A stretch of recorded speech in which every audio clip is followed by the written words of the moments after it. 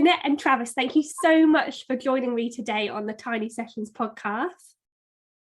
You're welcome. You're welcome. It's lovely to meet you. For anyone who hasn't heard of you guys or hasn't seen your space yet on Instagram, I know that you're at the early stages of building this amazing bus space. Could you just tell us a little bit more about you guys and a bit of background to you guys? Why don't you first? Okay. Yeah, hi. So we are Janette and Travis. We're in our 40s, and this is something initially we wanted to do maybe a bit closer to retirement age.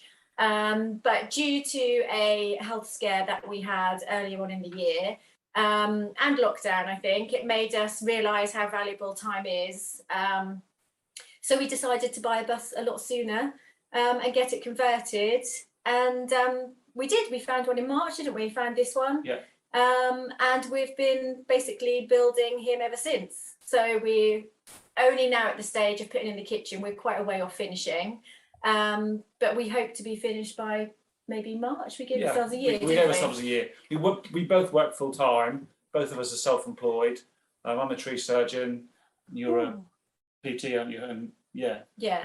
So what we do, and when we have time spare evenings and weekends, to get it finished and make progress with it, really. Yeah, that's amazing, just like fitting it in as and when you can. And it's really good that you've got like that year as well to be able to do it in, because I think sometimes people think that they can do it really quickly, and depending on what you're wanting to do, you can, but I think it's really good to allow that time. Are you happy to share with us what the health scare was that made that sort of decision to make that change?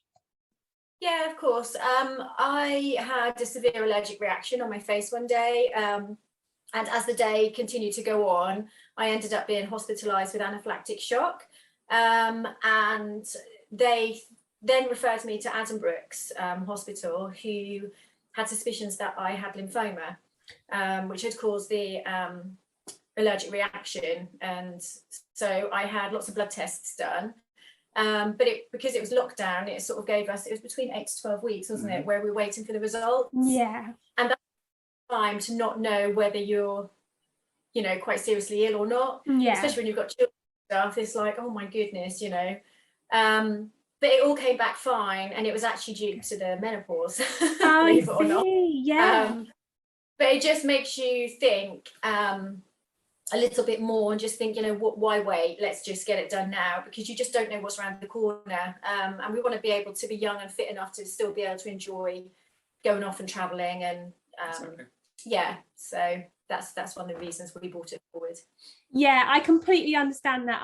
I've got family who've been in such a situation, and I think anyone who has been in that situation can sort of agree with you guys that when something like that happens, so happy that it wasn't sort of the worst case scenario, but when something like that happens, it does just re-trigger your thinking. So many of us sort of think, oh, I'll wait till I finish, I wait till I retire, and it's always waiting until you retire to do something. And I don't know what it is, if it's a society thing that maybe it's everywhere, but maybe in the UK, if it's a society thing that we're sort of, I don't know if it's programmed to work and then only enjoy either before or once you retire. But there's more people starting to think differently now, I think, whether it's the weekends or, like you say, bringing it forwards and going, no, let's not wait. Let's just do those things now and enjoy it now.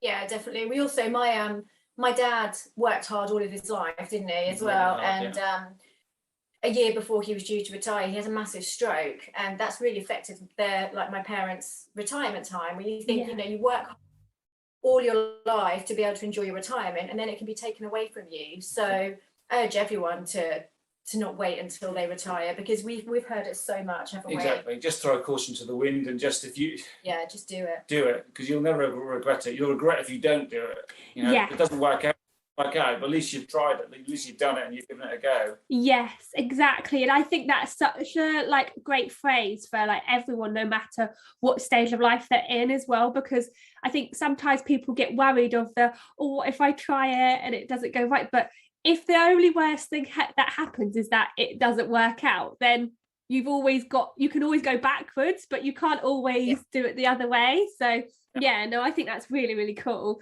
Oh, thank you so much for sharing that with us. So what made you guys choose a bus when you were searching for a space? What was it that made you guys go, I want a bus instead of, I don't know, a boat or van or a caravan? We looked at several options. We first looked at a horse box, didn't we? No, we looked at an American school bus first. Was it the first one? American school bus. I have an American passport, so my American heritage is quite important to me. So we looked at an American school bus, but the cost and the size for the UK was just too big and just too much. So Jeanette, I say we, Jeanette did a lot of research and found Gus, which is a Mercedes Vario 814 Plaxton.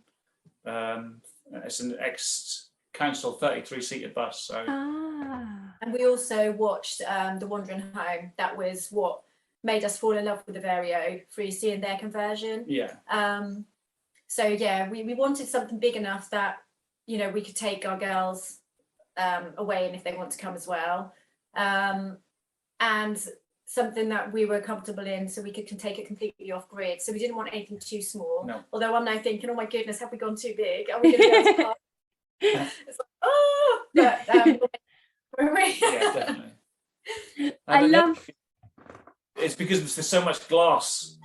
The views that we have in the bus is just amazing. A lot of people said, "Oh, are you going to cover the windows up?" And we were like, "No, hell no, no, let all that light in."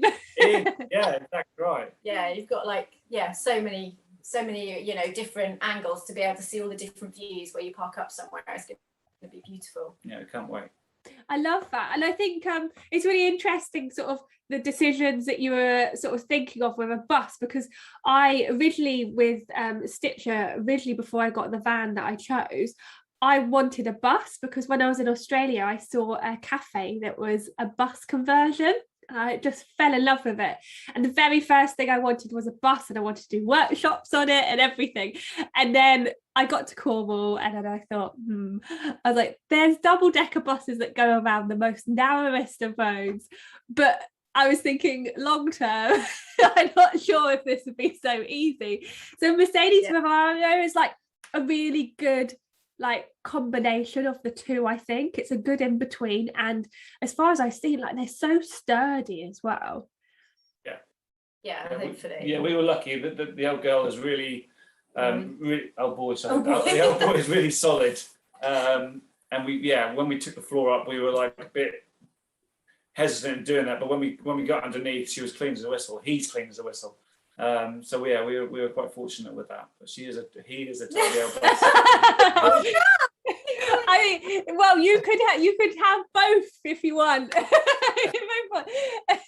It's that thing of what name shall we call him or her, isn't it? You have to choose something that can be either he or she, so then you both get to be included. There is. Sorry, go on. No, go on. No, I was just going to say that I feel really grateful because this is something I've dreamed of for many, many years, and I know probably lots of partners wouldn't have agreed to do something quite so outrageous, but you've absolutely embraced it, haven't you? And supported and backed me all the way. So I feel really grateful that I've had that opportunity to be able to live my dream, really.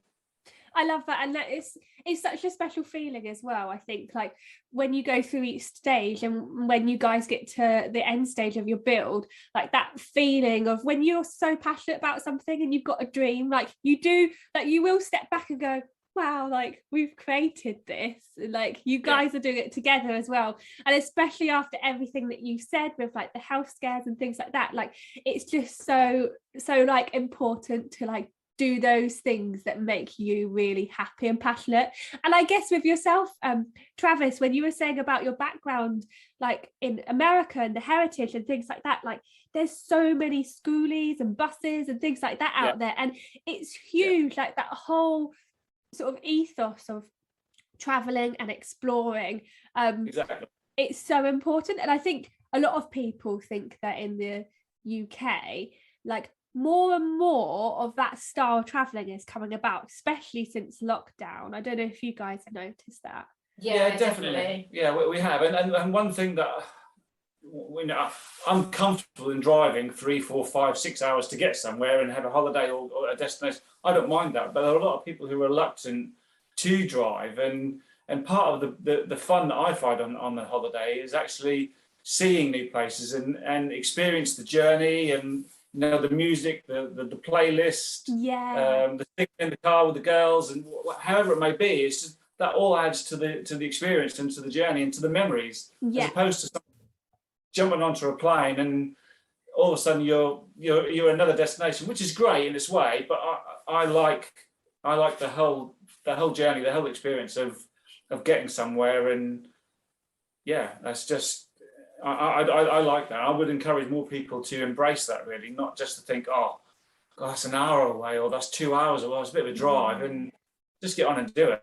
Yeah, and I think sometimes you never know what you're going to see along the way as well, like you say, or even who you're going to meet. Sometimes you have to stop off or have some food, and you might have a conversation with like another family or person, and you think, oh wow, like I've met such a cool person on this journey or trip, and it all enhances for your girls and as a family as well.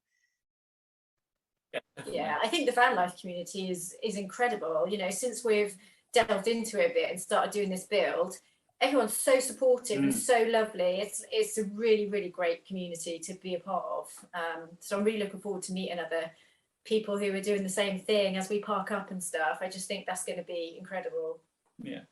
Yeah, no, everyone is so friendly, and they're always really helpful, like with anything that you might get stuck on, or just general advice. And it's it's almost like a whole package as well, because everyone are their own like individuals as well, so everyone's got their own backgrounds and own skills and own life stories, and it's really, everyone's really nice, aren't they? I love that. So we know what made you guys choose the bus, and earlier you mentioned about the chassis underneath, and I saw a video on your feed, on your Instagram feed, about cleaning the chassis. How did you go about cleaning it? Because I know there's a lot of people out there who do have to go from the very, very start, and they can't just do sort of like a hammerite like rust job underneath.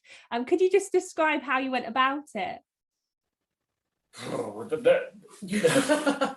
floor, getting the floor up was hard. That was the hardest part about the build, I think. It took 4 days just to get the floor up. Yeah, because all the tech screws in the ground attached the floor to the chassis had pretty much all corroded, and the heads ground off. We had to drill those out. And then when we got down to that, we literally just with an angle grinder and also with a drill, we just cleaned up all the metalwork as best we could. We also had to get the wood off, didn't we? Because a lot of the wood from the floor was bonded onto the chassis. I see. A long time. So it was just loads of elbow grease, wasn't it? Getting stuck in, and we actually used hammer and chisel to get some of that off, and then we went on to using the grinder, didn't we? And to get it back down to the metal before we could treat it. And then we used once we got down to the metal and it was all clean, there was a couple of areas we need to, over the wheel arches. The wheel arches weren't particularly great, so we had some new wheel arches made, a couple of other little bits patches up, nothing major, and then we treated it with red oxide, and then we hammerited it. Just used black hammerite, and that's worked really, really well. And we also had those, didn't we, that attached to the drill.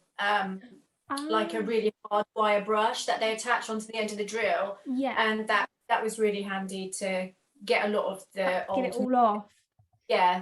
Before we were able to add the red oxide. Red oxide, What was the red oxide? You put that on first, don't you? Once you've cleaned it all. You don't have to. Hammerite is okay on its own, but we just wanted to give it a little bit of extra protection. If you've got the time, and why not protect as much as you can? So we decided to do both. But she's in really, really good condition anyway. So if we can add longevity to her, then we will. We wanted to do that really. So yeah, I got that right, didn't I? No, it's a he. Oh, it's a he. I don't know either now. You can say either to me as well. I said that really confidently. I know. We can be all inclusive. You can be a couple with the all inclusive bus. It's gonna have a real identity crisis after this. Yeah, that will be your only arguments in the future. Be like, no, he's called this. I love that. That's really interesting. With the chassis, about the doing, you can do hammerite, but if you've got the time and once you've got that floor up, you might as well just do all of it. And you're never going to have access to it again, are you? So you do it what you can and give it as many years as we can to have on the road without rusting away. Definitely. Could you describe sort of the layout right now of what you've got in your bus and sort of your vision of what you'd like, for example, the bedroom and things like that to be to the people listening? Yeah, of course. So at the end of the bus, we've got 2 double doors that open out. So that's where we've got our bed. So we can actually lay in bed and open the doors and, watch the sunrise and stuff. Underneath our bed, we've got a 500-litre fresh water tank. And then coming from the bed, we've got like a galley kitchen. So we've got units on both sides. And then from the 2 kitchen units, we're going to have 2 sofas facing each other, which will then make into beds for our daughters. And then on the driver's side of the bus, from the sofa, we're having the shower with a toilet which pulls out, a composting toilet which will pull out from underneath the sofa into the shower, which again was a great idea we got from the Wandering Home. Yeah, brilliant. Nice. And then on the other side from the sofa will be a double seat for 2 people to travel. And we're going to have like a table which comes down in front of them so they can be on their MacBooks or do whatever they want, while they're traveling. And we're putting another seat for me at the front next to Travis. So, we're sitting together. So later on when we're just traveling on our own, that we can be seated together at the front of the bus. Yeah, that's really cool. With the seats, how does it work when someone wants to add a seat in? And obviously adding the seat belts and things like that. Are there any rules around that or regulations or? Yeah, there are. It's got to be MOT compliant. Thankfully, we have the guy who's helping us, a friend in the village where we live, a guy called Jimmy. He is a trained mechanic, so that's really a plus. And he's with welded up plates, which we can then build off of for Janette's seat. But the seat that we bought for Janette has a built-in seat belt already. Oh, amazing. So that's how we've managed to get around that. I say get around that. That's how it's MOT compliant. And safe. And that's the most important thing. But with the girls, the other seat in front of the sofa bed, that's one of the original bus seats. Oh, cool. We're going to reuse that and then just refabric, have it reupholstered. Yeah. They attach to the unwind rails on the floor, so we're just going to put the unwind rails back down, and then we'll just have it reupholstered, won't we? So we know that that's safe as well because it's the original one that came out. So I love that. On the roof, we've got 3 solar panels, a max air fan, and then we're going to have a 4x2 roof deck as well. So we have a 4 metre by 2 metre roof deck, so we can get up there and again see more view, but seeing enhanced views of the landscape when we're up there as well. So that's that's like your garden or your balcony of your little mini house. Yes, yeah. I love that. I really, really wanted that when I first got my van, and then I realised that it's all fiberglass, my van, and I can't put weight on the top. So that will be my next project. Fiberglass too. Our roof is fiberglass, but the way we're doing it is bolting through from the inside. Yeah. Where the metal struts are. Oh, I see. So when you've then got a base to be able to build the roof rack on. And then I see. Yeah, the roof deck will then go on top of the roof rack. So it is doable. Yeah. Oh, that's great to know. Oh, so maybe I can do it on my existing van one day. So you're just using the structures of the body, because of course I remember when I went to take out the front panel and open up the, like, I've got like a big rectangle at the front, and it was this tiny little peephole, and I opened it up so I could have storage in. And I remember we had to check for where the metal structures were, but I didn't think of that from on top. That's really interesting, because sometimes with the fiberglass, especially in mine, there's like an area where you think that it's just a little bit weaker. So that's really, really handy to know for the future. Thank you. That's good for other people to know as well, because sometimes when you've got something that's fiberglass, you think, oh, I can't do it because it's just too weak to do. So that's really helpful. You guys have mentioned about some really cool plans and sort of things that you've put in place to make your bus more off-grid, and I know that you guys, like, that's your plan, to have an off-grid bus. You said about the compost toilet and the solar panels. Is that something that you really wanted to have from the start? Is that because of sort of being able to travel and things like that? Yeah, definitely. Yeah. We've done it so we can connect up to electric hookup. So if we do go on a campsite, we've got that option as well. But we want to try and be able to go as remote as possible sometimes, and just be able to know that we're going to have enough electricity, enough water. And we've got a 70 litre LPG gas tank that we've underslung underneath the bus. Oh, amazing. So that will keep us going. So yeah, we want to be able to go into the most remote places and know that we'll be able to stay there, for maybe a week or so without having to worry. Yeah. Then you get to experience really sort of wild camping rather than being on a campsite all the time. Yeah, sure. And with your gas that you've just said about that you underslung it, sometimes when they're doing their builds, they're not sure whether to have a gas tank that's either within the space or sort of in a cupboard, or under the bed, or underslung. How did you find it with the underslung choice? Have you had to sort of fill up the bus yet, or are you okay? Like, is your tank already full? Because sometimes people find it hard with like knowing how do they fill up their tank when it's underslung. Sometimes people have like an extra, almost like tap valve that they can connect to. What's your way that you can be able to fill it up, or do you just change it? We have a fill up valve which is on the side panel of the bus. Amazing. So yeah, that's all then connected direct to the LPG. We'll also have an external fill up for the water tank. We've also put in an external barbecue hookup as well. Oh, cool. But yeah, with the LPG, that it's fairly straightforward. If you've got there's access to the panel on the side of the bus. Thankfully, we've got quite a lot of space in the bus that we've got. Yeah. There's also a lot of space underneath.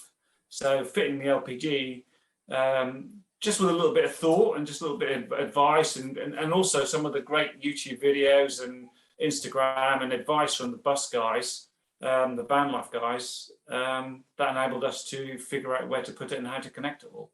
But it is literally just an external fill. Yeah, it's literally like and you've got your electric hookup and you lift your little flap up, and it's just like that. We've just put it into just lift the flap up and fill it up with gas. Yeah, we've done it like that. But the only thing I would say is welding the brackets in for it was a bit of a nightmare. We nearly got divorced at that point. But we survived. It was literally trying to get the bolts in, wasn't it? It was quite tight underneath. You haven't got a lot of room to move under there. So yeah, I would just say to people, be prepared for a little bit of tension, maybe.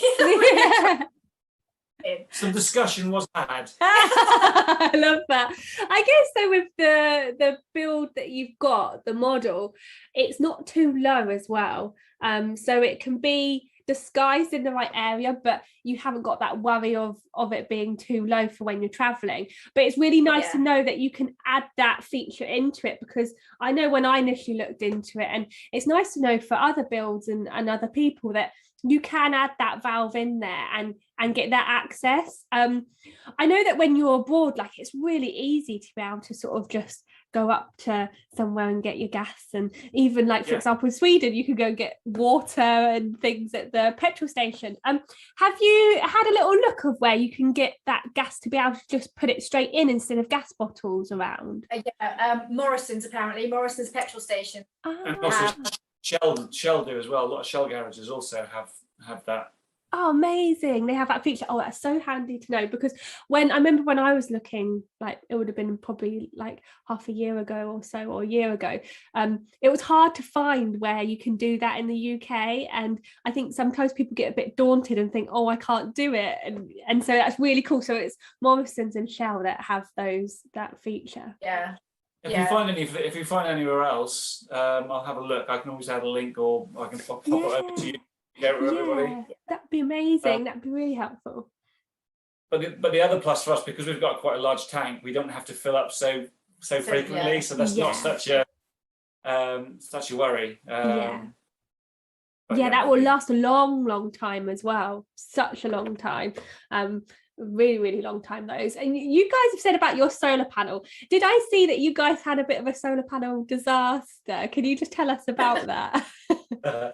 We definitely did. Yeah, we toyed with the idea whether to share that or not, but a bus build, a bus build is not all sun, roses, and kisses. No. Not at all.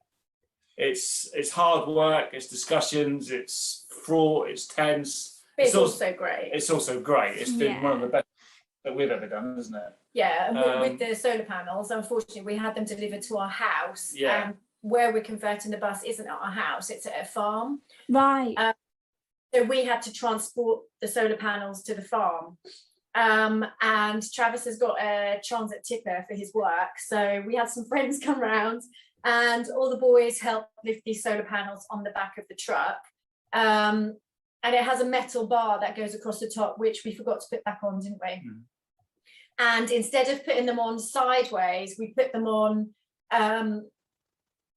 so when we were, so there's more sail effect, wasn't it? Yeah, so when we were traveling, the sail effect of them, the way we put them on, it was just a moment of stupidity and lack of thought. Because we didn't, when the guys lifted them on for us, they were then about to leave. So we were saying our goodbyes. We said our goodbyes. We got distracted. We had a bit of a tidy up of food and plates and stuff, and forgot that we just loaded these on, and I didn't strap the bloody things down. Oh. So then we set off to bring them to the farm, and we got just outside of a village on the way, and we had a massive oh no, and all the solar panels had just gone.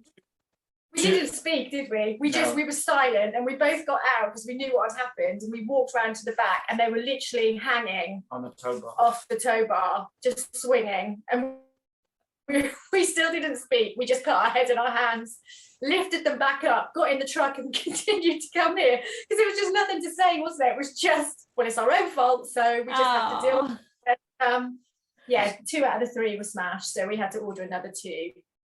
Oh no, so it adds to your bus cost and things. But at least it wasn't yourselves, because when I saw the word solar panel disaster, I was worried that you were going to tell me a story that you guys ended up having to go to hospital with an injury or something, like electric shock or something.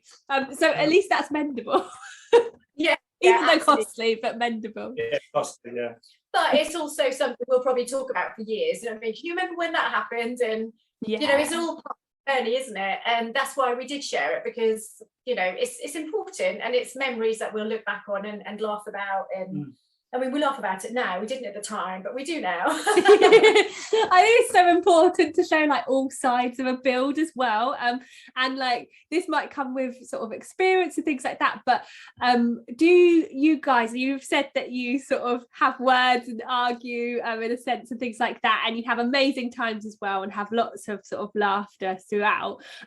But when you have those moments or those arguments, or do you have any disagreements when you're sort of doing the bus build with choices and things, how do you overcome them as a couple? Do you sort of chat and hear each other out, or do you have an argument and have to go off and call off and come back? Or how do you make it work? I always say sorry and end up going with Jeanette's decisions. Okay. That is not true. That's how it is. I always apologise when I'm not in the wrong and go with what I say. Is that not how it goes? But in your eyes, you're always in the right. Happy life. Yeah. No, that is, I think the only thing we probably argue about the most is you're quite cautious, aren't you? Yeah. And takes lots of time to think about what he's doing and stuff like that. Whereas I'm very much the other way. I'm just, well, let's just do it. Yeah.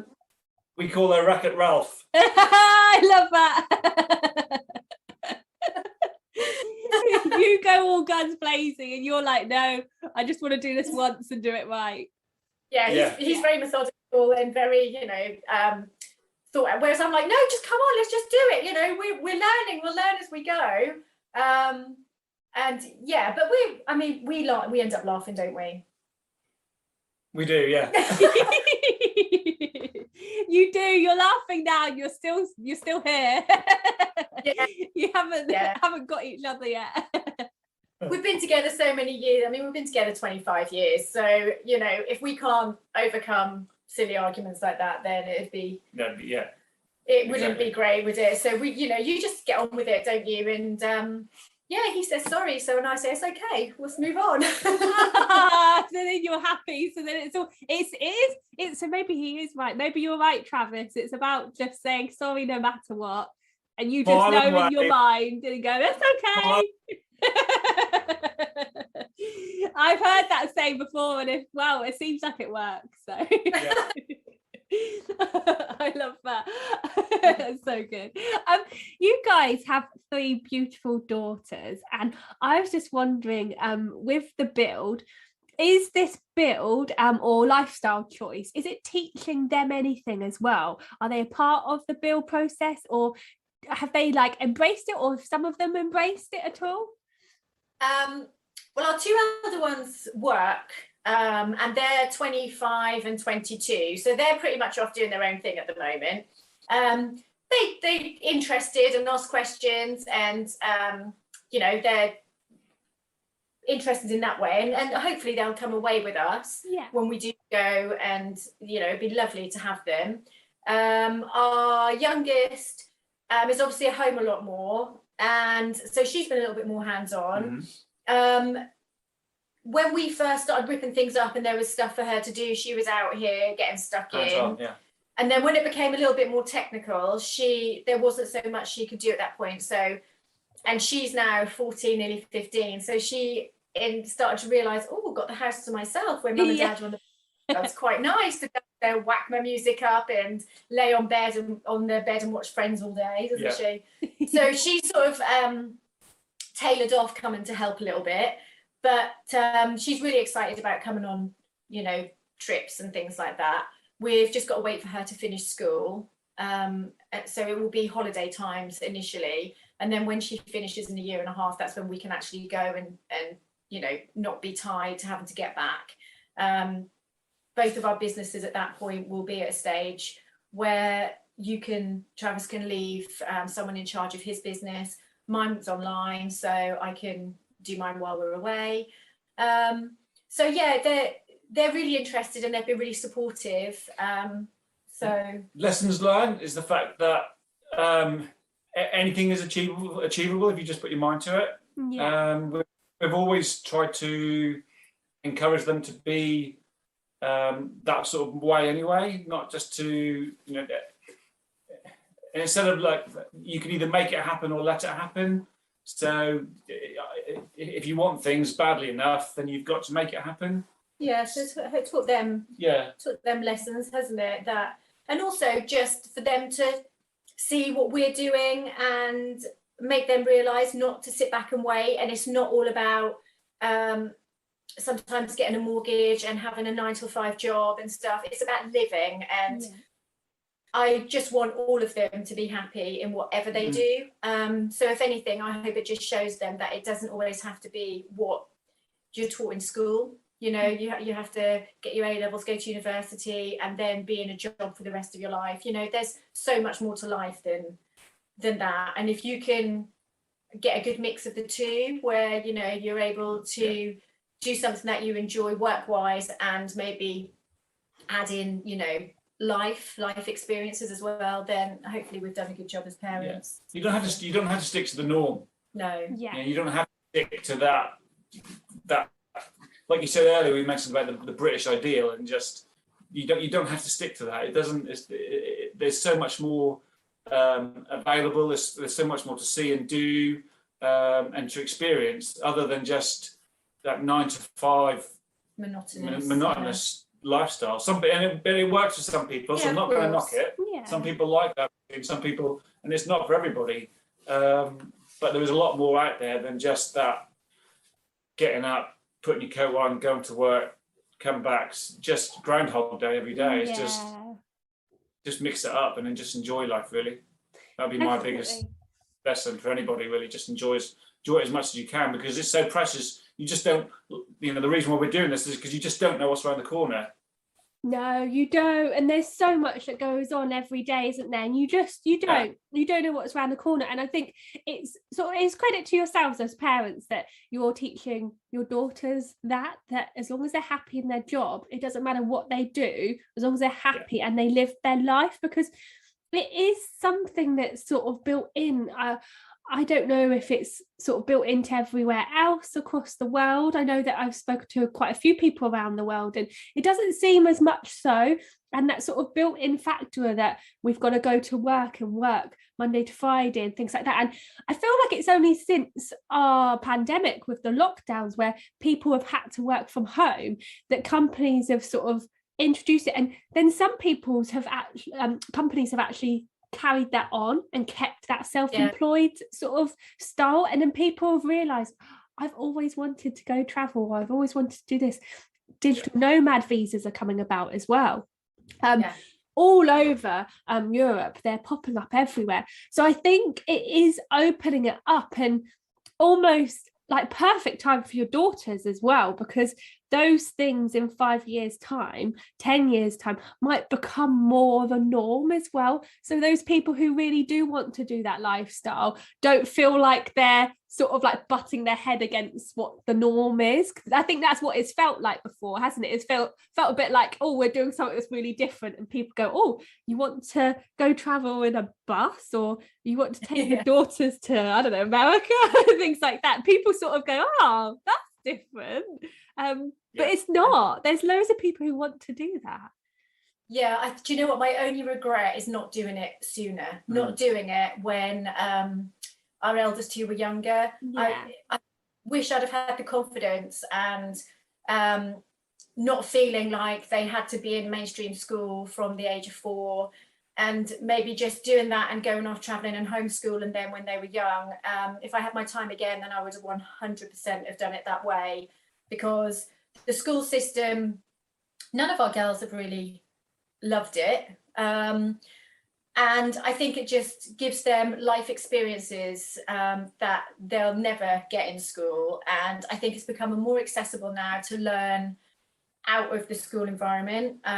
You know, there's a lot more available online and things like that. So yeah, I think the only regret I would say is actually not doing it sooner. I wish I'd done it when they were young, and given them the experience of living on the road as well. I also think that'd be a great option for the government to actually look into, because if parents and children were willing to actually take that on board, it would take some of the pressure out of the school system. It would also take out some children like the school environment, other children don't like the school environment. Yeah. It doesn't work. So for the ones that don't, it doesn't work. They normally rebel against it, and it causes problems in the classroom, problems for the teachers, problems for the other students trying to learn. So if there was something put in place where homeschooling was more accessible and you had more help and more guidance, as opposed to having to look at the private tuition route, homeschooling, because we're not teachers, and things are so much different from when I was at school. The terminology and the wording. So for us to homeschool our children would have been very difficult. So I think if something was a little bit more accessible, it would be a benefit to everybody, because it would just free up a little bit more space in the schools, a little bit more time for the teachers. Yeah, but I think it's still frowned upon quite a lot. I don't know if you know of Slowly Wild. Oh yeah, we're chatting to them. Well, I say we, it's me. I'm chatting to them in December for December's podcast for the Christmas episode. Brilliant. And they're going for it and they're doing it. They absolutely are. And I watch their Instagram feeds, and I just that's what I wish I'd done, exactly what they're doing. But I know that she gets a lot of people comment on her saying, your children should be in school, and why have you taken your children out of school? And so that is frowned upon still quite a lot.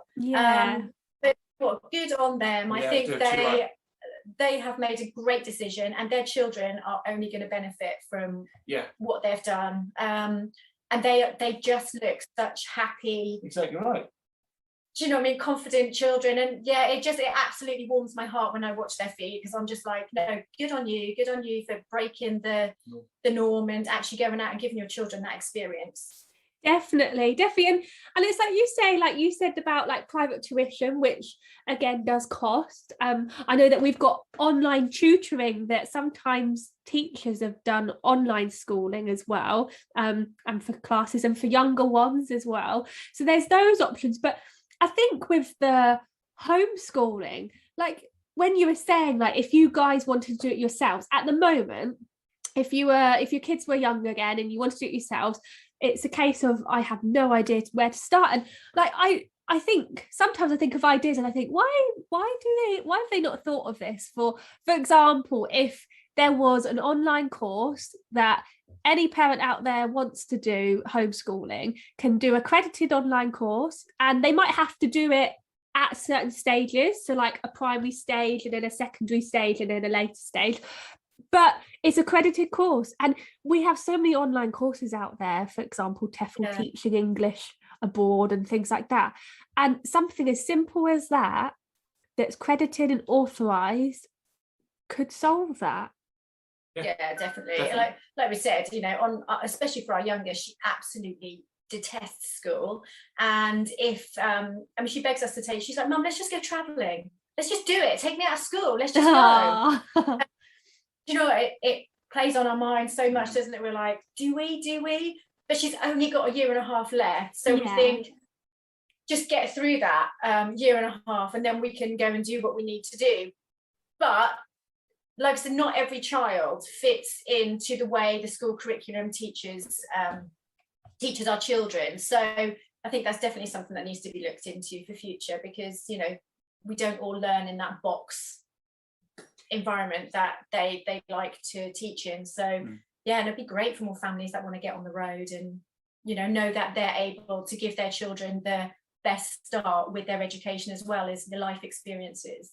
Definitely. And I think when people are parents, like it's also new, and people always get told to just like bring up their kids how they want to bring up their kids, but it's this one thing that you can't bring them up the way that you want, because that sort of network isn't there.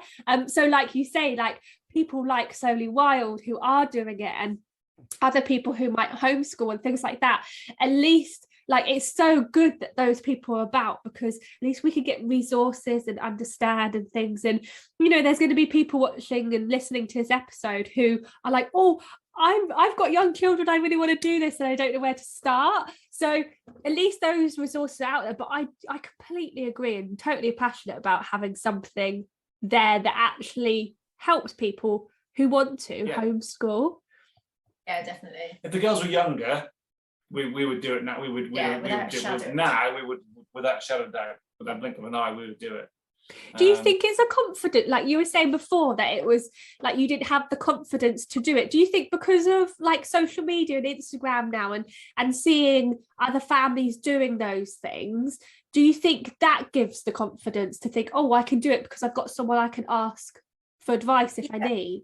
Yeah, I think definitely the confidence, but also I can't speak for Travis, but for me, I used to always be so worried about what people thought of me and thought of my parenting. I had my eldest daughter when I was 19, so I was really young, and I felt I already had to show everyone that I was going to be a good mum because, you know, I was being judged by being so young. And so for doing something like that, I just wouldn't have had the confidence, because I'd have thought, people thought, oh my goodness, you know, she's young, she doesn't know what she's doing. Whereas now in my 40s, I couldn't give a stuff what people think. And I wish I'd have had that mentality when I was 19 to not care what people thought of us. Yeah. But I think that was the issue. The issue for me was what everyone would say, you know, and judge me as being a bad parent. Yeah. So that's one of the reasons I wouldn't have done it all those years ago. So yeah, if anyone's in that situation, don't, you know, just have the confidence, the ability in yourself to know that you're making the right decision for yourself, your family and your children, and just do it. Yeah, 100%. Oh, I love that. Thank you. I really love that, because I don't have kids yet, and one day I do want kids, and I will want to go and do those things. And I think there's really good things about social media and really not so good things about social media. And like, if you have people commenting and saying like, oh, why are you doing this and things like that, it is hard, like as a person, like to kind of go, no, this is how I want to bring up my kids. And like you say, it's just having that confidence going, no, this is how I want to do it, and this is what I'm doing. I call it the fear factor. Fear is what stops people from becoming successful sometimes. And then you have those, then that fear then turns into regret. Yeah. So you can just overcome that fear. If it doesn't work out, it doesn't work out. But at least like earlier in the podcast, we talked about, you know, if it doesn't work out, you haven't, nothing ventured, nothing gained. Yeah. So if you can just overcome that initial fear, is just do it, you know, just go for it. I mean, the thing is, we're programmed to overcome those things, because we crawl, and then we walk, we fall, and we walk. So we are programmed to overcome the fear. So and always get back up again. Bingo. There you go. Yeah. Yeah, definitely. Oh, I love that. Oh, well, you guys inspired me now as well. So thank you. We've spoken about some amazing platforms that and sort of people that inspire you. How do you find, and where do you find the things that inspire you for future ideas for the bus, whether that's lifestyle choices or the bus itself?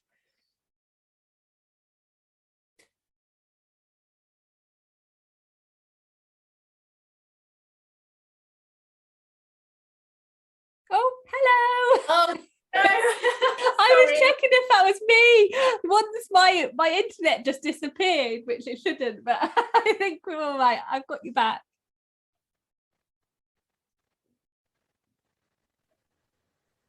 There we go. We're back. We're all good.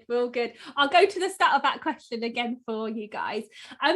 How do you find inspiration and future ideas, whether it's for lifestyle, for future travel ideas, or even just the bus itself? I know that you've mentioned about the wandering bus. Is it just Instagram that you find these people and places, or is it YouTube or blogs? Yeah, I would say YouTube, Instagram and Facebook. There's a really good supportive community on Facebook. One is called the Vario community. Oh, cool. And the other one is Van Life UK. Mm-hmm. There's a few on Facebook actually, and you can put a question or anything in there, and there's so many people that will come and answer. Instagram again is great, and there's some fantastic series on YouTube that we sit and watch, don't we? With the main ones that we watch is Kinging It. Ah, cool. Yeah, Kinging It, Wandering Home, Slowly Wild, Max and Sophie, the Wanderbus Adventures. Which one did we watch? The Argentina one. Which was that? One from Argentina and the American school bus. Oh, I can't remember. There's one on YouTube. They're a German couple, and they were living in Canada, and they bought a schoolie, American schoolie, and they converted it, and they went right from. They did the west coast of the Americas, so Canada, Central America, and South America. They planned an 8,000-mile just trip. They wanted to end up in Argentina, but unfortunately their dog got poorly. Expedition Happiness. Oh yeah, they are on Netflix. Their documentary is on Netflix. Yeah, that's it. Expedition Happiness. That was incredible. Yeah, incredible. That was the first thing we watched, wasn't it? Which was suggested to us by our friends, and we watched that, and then that led us on to all of the other things that we now watch. And so I would say mainly it is Instagram, YouTube, and Facebook, isn't it, where we I like that. I'm also, I regard a thief of ideas, where I like to pinch ideas from everything and then put them together and come up with our own. Yeah, definitely. That's the benefit of actually watching all these channels. You can say, oh, I like that. Well, that and that will work good here, or that will. So it's just, in your mind's mind, you come up with your own build and your own.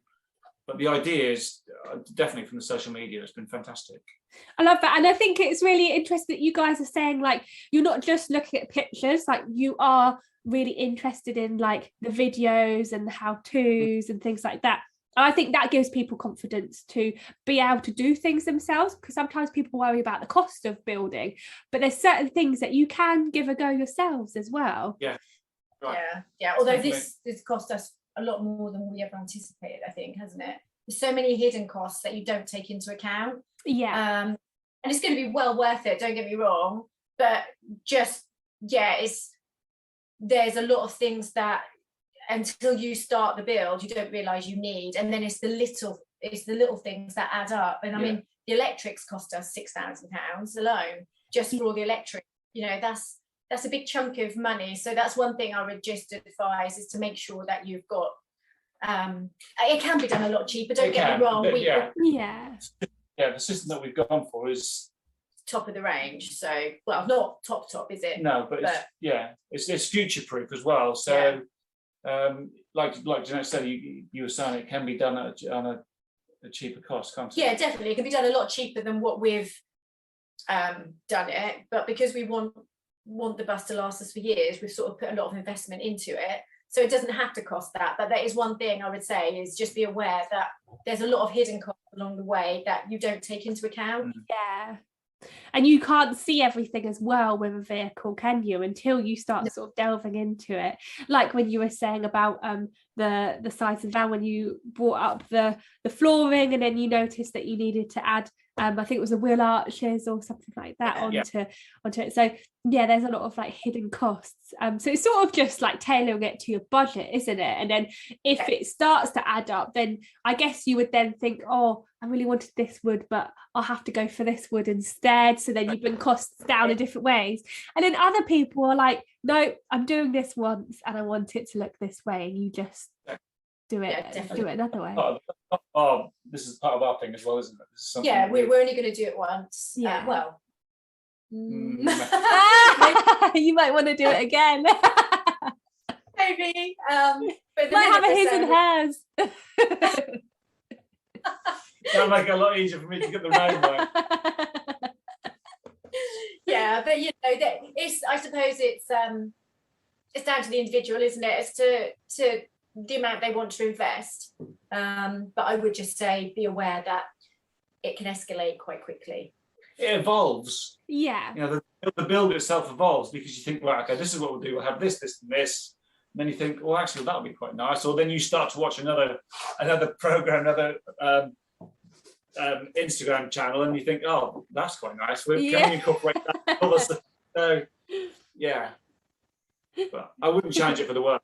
No, definitely not. It's been it's been an experience that, yeah, I'll treasure forever. Yeah, definitely. Yeah, that's it. It's every sort of high and low and complication or disaster or happy, successful moment. It all comes into one, doesn't it? And at the end of it, you're going to have a space that you can treasure forever and you can use forever. And, you know, even if something happens to the bus itself, you can have it as a stationary place that you can sort of have a holiday home in as well. So there's so many sort of future enjoyment out of something like that, I think. It's really, really special. Definitely. There's something that I always like to do on the podcast episodes, which is where I invite our community on Instagram to answer a question. So I ask them a few questions, and the one that they chose is, what are your hopes that bus life will give you as a family? Freedom. Yeah, freedom. Yeah, love that freedom to be able to explore and travel and see life as it is. And create experiences and memories as a family. And I think being able to visit some of the remote places with the waterfalls and the lakes, and you know, people always say to us, oh, where are you going to go first? And I'm like, actually, we're going to do UK first, because there's so many places here that, I mean, I've never been to Scotland. And it's one of the places we really want to go and explore. And so, yeah, I would say freedom and memories for me. What about you? Yeah, freedom, the memories, the experience, not isolation, just, what's the word? Not disconnected from society, but it's just a case of just, almost like a detox of society, like a social switch off in terms of all the technology and outer extra stuff that's out there.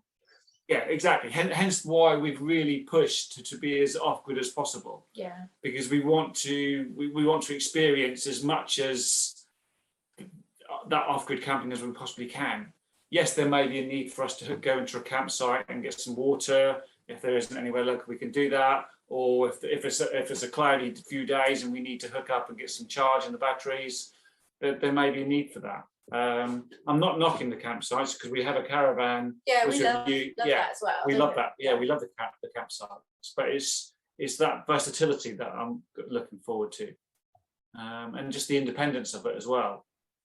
Yeah, being able to just go off when you want and just go. Yeah. And I think that's really cool what you're saying about of seeing the UK as well. There's so many people from overseas who go, oh, it's so beautiful, you live in the UK. And so many of us, it's a classic thing that we don't see everything that's on our doorstep, but by having this space, you can go off to Scotland or Yorkshire or Cornwall or wherever it is that you want to go and see.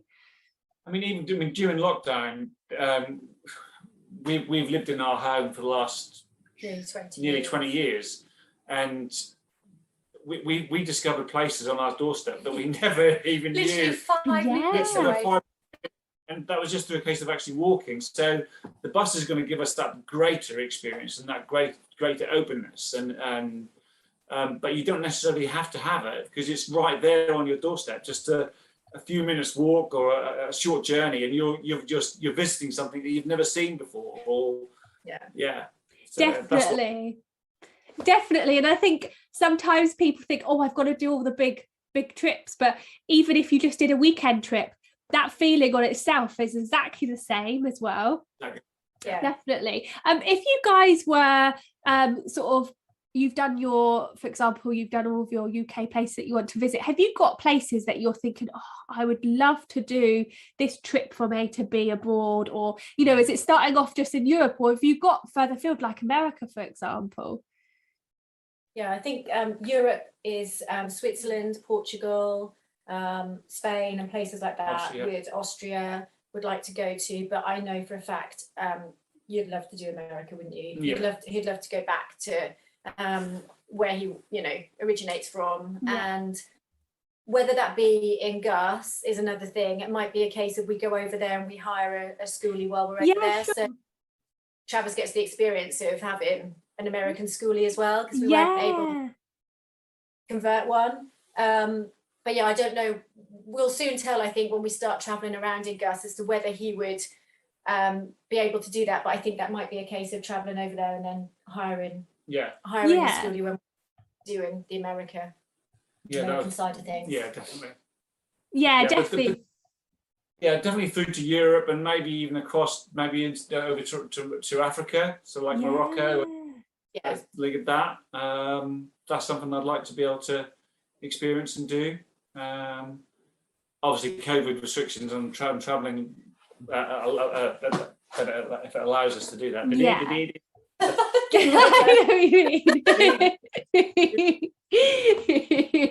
I know exactly what you mean. That was me. Like, I would have just thought it was the filming going again. No, you're absolutely fine. Yeah, no, I completely agree with you. Like, being able to go to those further places, and like you say, like being realistic of what works for yourselves as well. It might be that this space doesn't work for going abroad, so then you can hire out a space out there and things like that, and you know, have the schooling experience as well. You never know, it might be that you go out there and you think, I want to stay here for longer. And you might end up doing that when your daughters are older. You just never know, do you? So I love that. I think it's really exciting to hear sort of your plans of what you would want to do here, but also abroad as well. There's a question that I always like to ask my guests at the end of each episode, which is a sustainability question. And that sustainability question is, what do you wish you or we had more of? Oh, sustainability. That's a tough one. It is a very tricky question.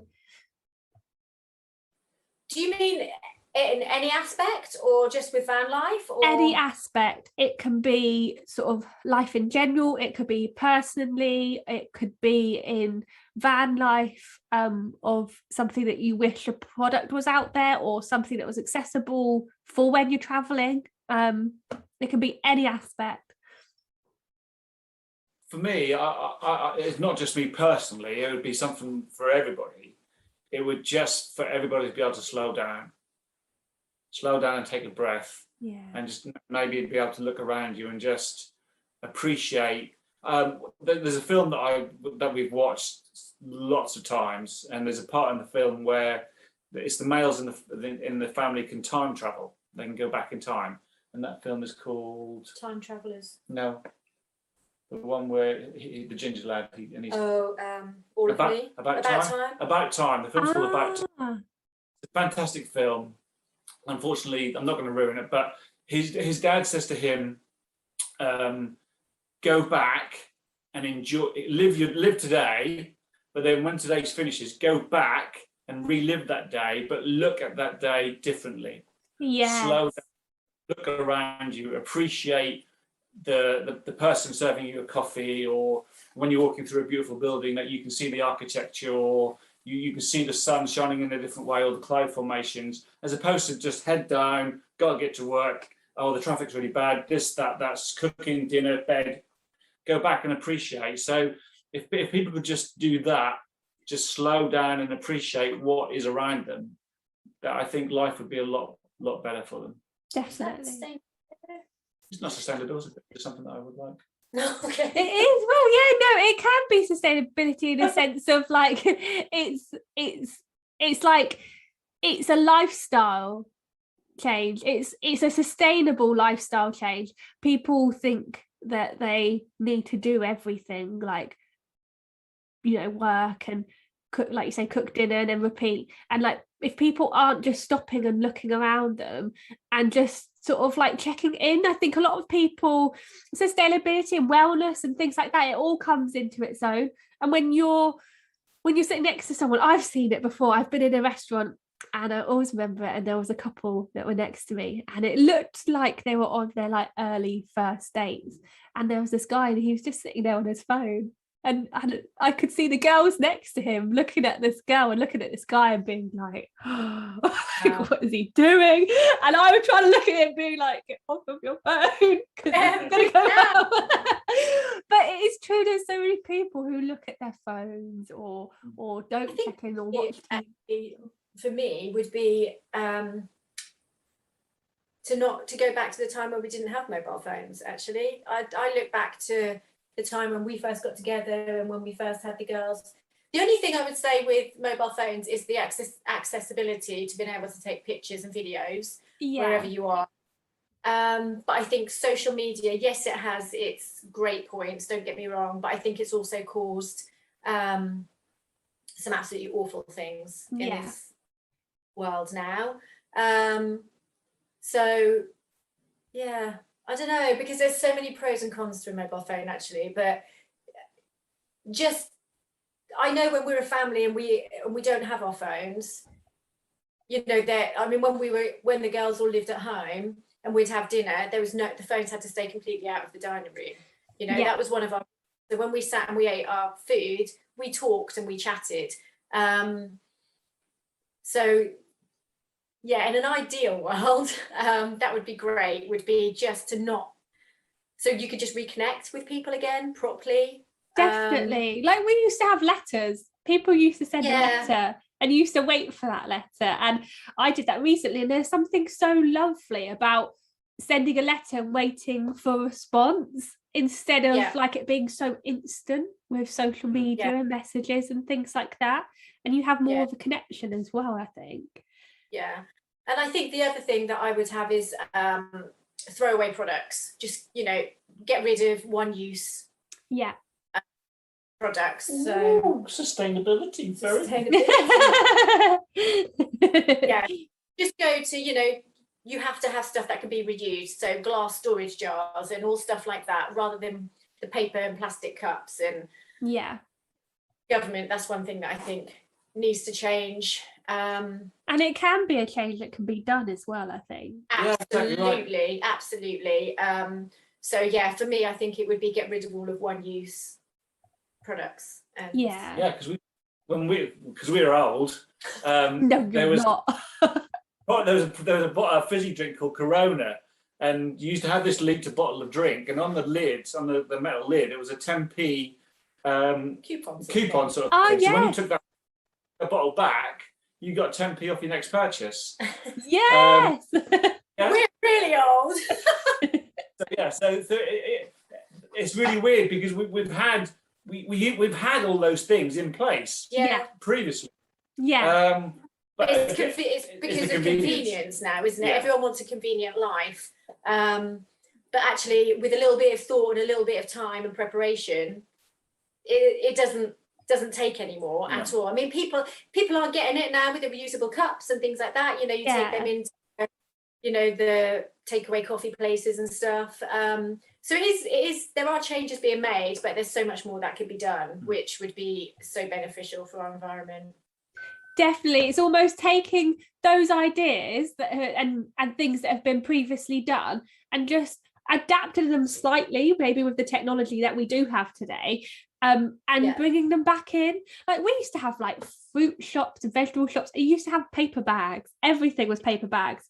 It was only later on that it changed to plastic bags, but before it was always a paper bag or a shopper that you took, or basket or whatever. So definitely. I love that. I think it's great, like just remembering the stuff that we used to do, and also like even those simple things that you said about with technology and stuff like that, like write a letter instead, and you know, not be on your phone all the time. And if we weren't doing all those things all the time, then those products wouldn't possibly be made for those functions as much as well.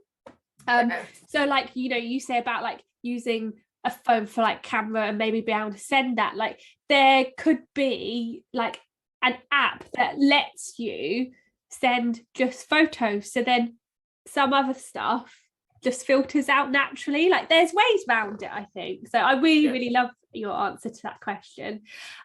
Janette and Travis, thank you so much for chatting to me today and joining me on the Tiny Sessions podcast. Thank you for having us. Oh no, it's so wonderful. And for anyone who wants to find out more about you guys, you've got your Instagram handle that's called Gus the Wanderbus, and it's got a little underscore on the end, hasn't it? Yeah, it's Gus underscore Wanderbus and underscore. Oh no, it's not an end actually, is it? It's just Gus underscore the underscore Wanderbus. Perfect. Thank you so much. And yeah, for anyone who wants to see your bus build being in progress, and I definitely encourage everyone to go and head over to there. So a big thank you to you guys for joining me today.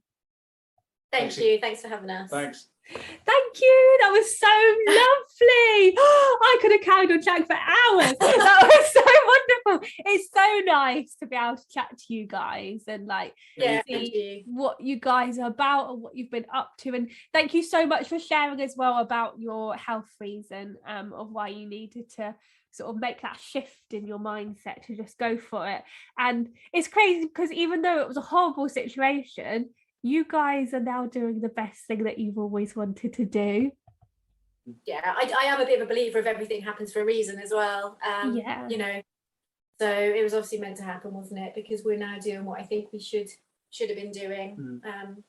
So yeah, it is what it is, and yeah, now we're gonna be off soon. Yeah, off on your adventures. And did you say, I didn't actually go into it, but did you say that it was menopause in the end that was why the complications happened?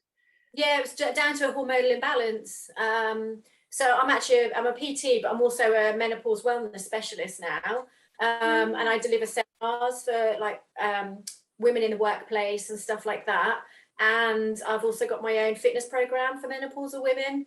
And that has come off the back of, I just started to share my journey on Instagram on a separate account, because when they found out it wasn't lymphoma, I was literally just discharged from the hospital, not knowing what it was. I started doing my own investigations and everything and really looking into it and realised that it was, you know, hormonal imbalance. So then I went and did a course to become a wellness specialist for the menopause, and literally in my career has sort of gone from just being a PT to now specialising in helping women like build their bone density and their muscle mass and keep strong, because the benefits of exercise are just huge. But I did a couple of seminars on Monday for the Norfolk and Norwich University Hospital and the Norfolk and Suffolk Police. Okay.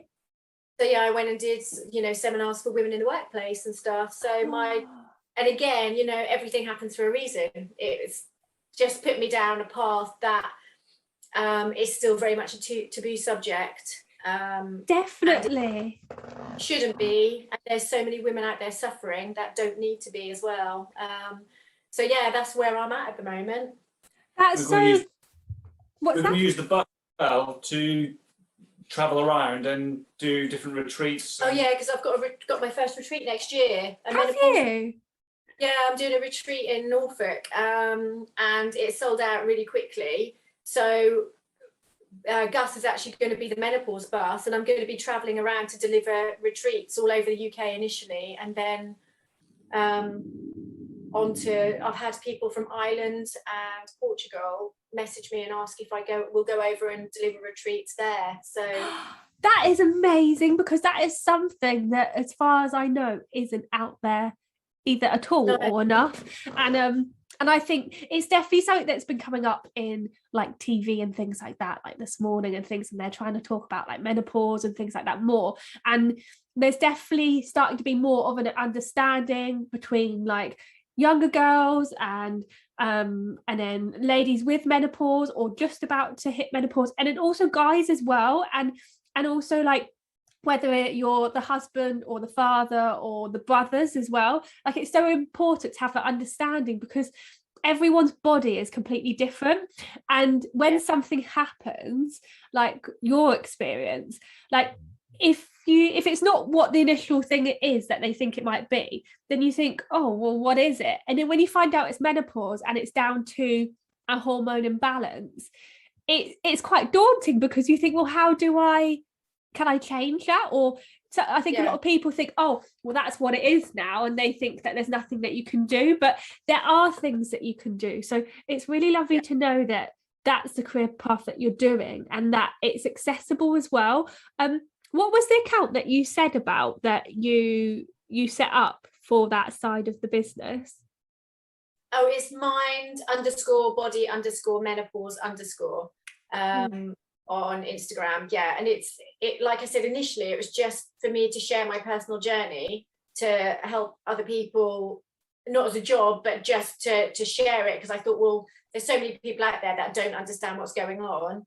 And it just went really crazy. And yeah, I was getting, there was one day, wasn't there?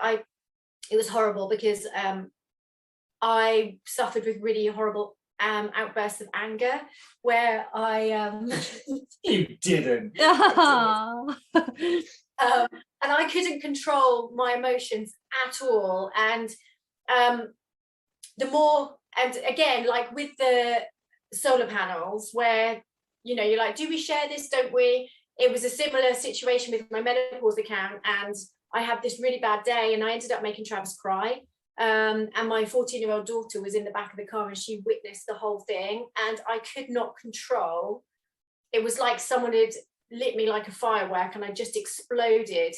And it was actually you who made me share that, wasn't it? Because I wasn't going to share it, and Travis said, no, you need to be real. You've said that you're going to be real and you're going to share the good and the bad, so you should share it. And I did. And from that post, I must have had about 75 messages from other women saying, thank you. One, thank you for sharing this. And two, this is exactly what I'm experiencing. And I'm really worried that it's going to end in divorce and I'm going to lose my marriage. And it grew from there. It just, people then really started opening up, because I'd shared, I think, something that a lot of people wouldn't have done, because it was the raw emotion of what we were going through as a couple, wasn't it? Yeah. I'm so lucky that Travis has been really understanding and supportive, and I know there's a lot of husbands out there who aren't like that, and it must be absolutely horrific for those women. So yeah, I am one of the lucky ones, and you're prepared to come away with me and do these retreats and do all of that to help women. I mean, yeah, that's one thing we're going to use Gus for, isn't it? Yeah. So I love that with the retreats, because I think it's like you're saying, like when people have those like outbursts, it's not you, you're not being yourself. And I think to have that platform, and like you say, like doing the retreats, I think it lets people, like for example, like with yourself, Travis, you can sort of vouch for if this is the right thinking, but it lets guys or people's partners or girls or whoever they're with have a chance to understand more and be sort of more understanding to it, because most of the time, I guess from experience, you can tell that they're not being themselves right now. I know that's what that is. But there are times where people might think, oh, what did they mean that? And it's hard to tell. And I think if there's that more understanding of how menopause can affect people differently, and it happens for guys as well. I always call it menopause, but it is a thing that happens for guys as well. Yeah, it's called the andropause for men. I see. Yeah, they do have a drop in their testosterone. They don't have all of the symptoms and effects, but that is something that is, actually real. Everyone sort of me included, used to joke about, you go through the male menopause, but it is actually a thing. Yeah. And we're actually going to do a podcast, aren't we? I think we're going to do an Instagram live to start off with, because I don't have all of the equipment to do a podcast.